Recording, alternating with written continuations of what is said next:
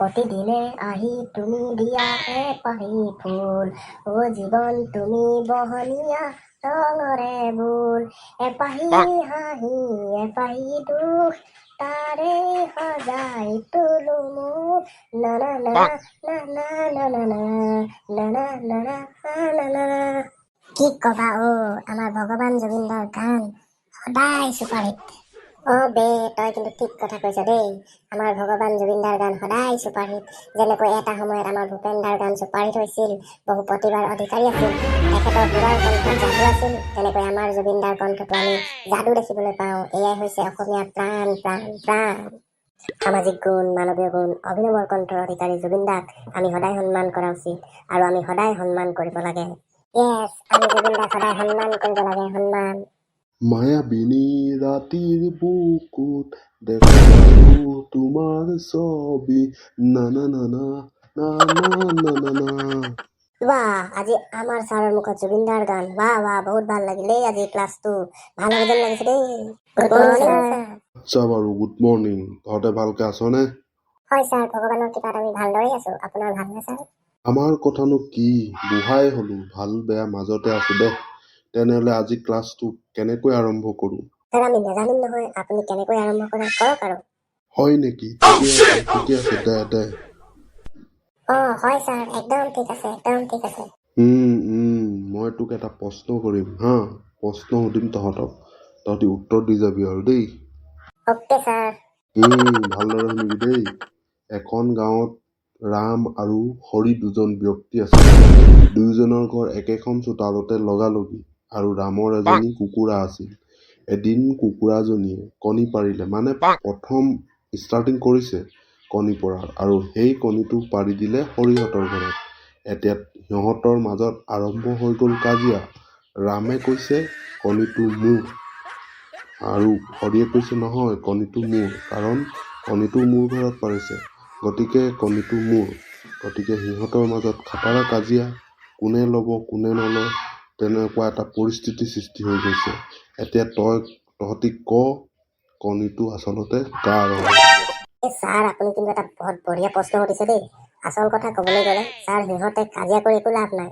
কণীটো হৰি আৰু ৰাম দুয়োটাৰে নহয়। আচল কথা ক'বলৈ গ'লে কণীটো হৈছে আমাৰ মানে নহয়, ৰামৰ কুকুৰাজনী।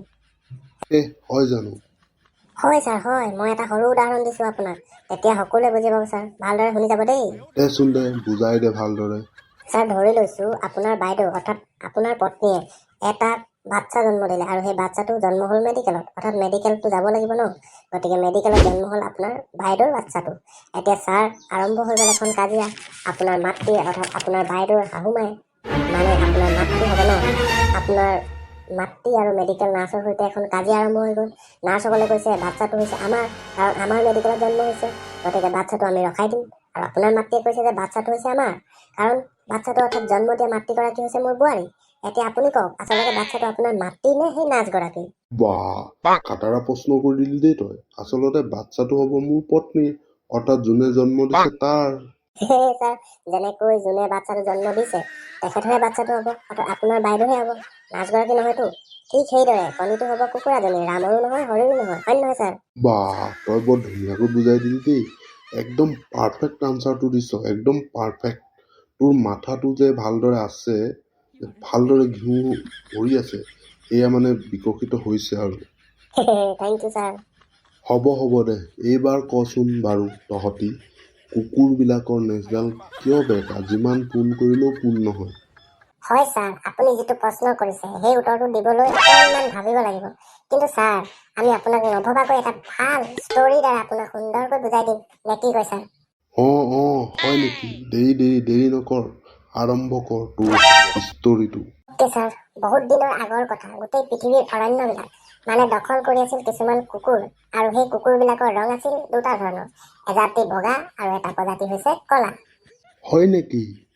ছাৰ, সেইটো সময়ত অৰণ্যত এই দুই প্ৰজাতিৰ কুকুৰেই বহু ভালদৰে জীৱন নিৰ্বাহ কৰি আছিল। কিন্তু ছাৰ, সিহঁতৰ মাজত এটা সময়ত হঠাৎ এদিন ইমানেই খাটাৰা বজ্ৰপাত পৰিল যে সিহঁত বহু খাটাৰ দুশ্মন হৈ পৰিল। কি ক'ব ছাৰ, কলা প্ৰজাতিৰ কুকুৰবোৰে বগা প্ৰজাতিৰ কুকুৰবোৰক দেখিব নোৱাৰে, ঠিক তেনেদৰে বগা প্ৰজাতিৰ কুকুৰবিলাকে কলা প্ৰজাতিবোৰক দেখিব নোৱাৰে। এনেকৈ বিবাদ লাগি লাগি এটা সময়ত খাতৰা বিশ্বযুদ্ধ নিচিনা এখন যুদ্ধৰ সৃষ্টি হৈ গ'ল। তাৰপাছত উপায় নাই, কুকুৰবিলাক মৰিয়ে আছে, কামোৰা কামোৰি লাগিছে, যুদ্ধ শেষ নহয়। শেষত বগা প্ৰজাতিৰ কুকুৰবিলাকে সিংহৰ পৰা এটা খাটাৰা বম কিনিলে। সেইটো সময়ত সিংহবিলাকো আছিল খাটাৰা। সিহঁতে এটা বম অৰ্থাৎ খাটাৰা বম সৃষ্টি কৰিছিল।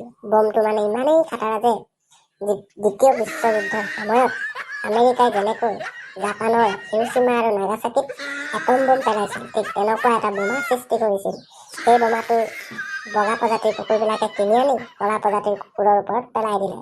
বোমটো ইমানেই খাটাৰা ফুটিল যে গোটেই কলা আৰু বগা দুয়োটা প্ৰজাতিৰ সৰহভাগ কুকুৰেই মৃত্যু হৈ পৰিল, আৰু যিবিলাক বাচিল সেইবিলাকো কুঙা হৈ পৰিল, আৰু সিহঁতৰ নেজডাল ওপৰলৈ উঠি গ'ল, আৰু এনেকৈ সিহঁতৰ মাজত বিশ্বযুদ্ধ নিচিনা খাটাৰা যুদ্ধখন শেষ হৈ পৰিল।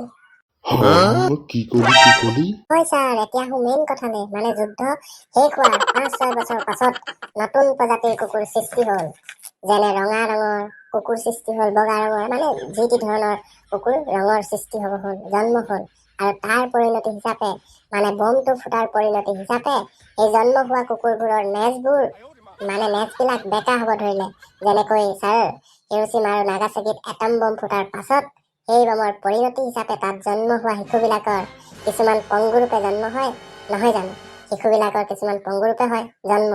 তেনেকৈ ছাৰ অৰণ্যত বগা প্ৰজাতিৰ কুকুৰবিলাকে ফুটোৱা বোমাৰ পৰিণতি হিচাপে কুকুৰবিলাকৰ নেজডাল বেকা। অ' মাই গড, তই কিন্তু এটা খাটাৰা প্ৰশ্নৰ উত্তৰ দিছ দেই। খাটাৰা দিছ। হ'ব। গতিকে আজিৰ ক্লাছটো ছুটি। Bye bye, good bye, finish.